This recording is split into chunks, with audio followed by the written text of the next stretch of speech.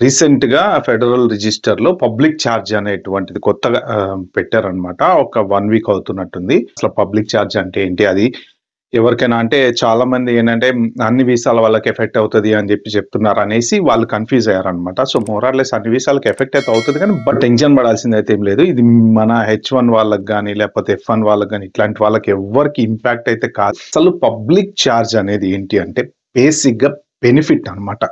So, ఏ దేశంలోనైనా సరే ప్రభుత్వం మీద ఆధారపడి బతకటం అనేది బెనిఫిట్. యూకే గాని, యూఎస్ గాని లేతే ఇంకో చోట గాని మన తెలంగాణ, ఆంధ్రాలో బోలెడు పథకాలున్నాయి గదా!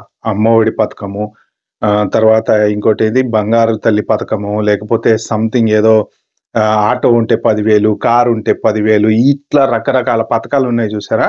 పబ్లిక్ ఛార్జ్ అంటే సింపుల్‌గా అదే అన్నమాట. అంటే ఆ పథకాల మీద ఆధారపడి బతకడం అనేది public charge. Okay.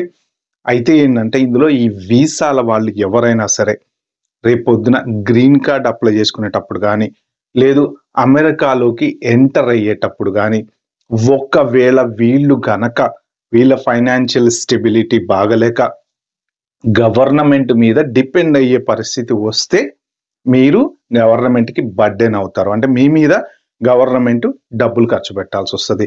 Simple example చెప్పాలంటే ఎవరికైనా ఒక సీరియస్ క్రిటికల్ హెల్త్ ప్రాబ్లమ్ ఉంది. వాళ్ళు గ్రీన్ కార్డ్ అప్లై చేస్తున్నారు. గ్రీన్ కార్డ్ అప్లై చేసిన తర్వాత ఏమవుతారు? పర్మనెంట్ రెసిడెంట్ అయిపోతారు కదా! ఇంకా పర్మనెంట్ రెసిడెంట్ అయినప్పుడు they have access to all the benefits అన్నమాట.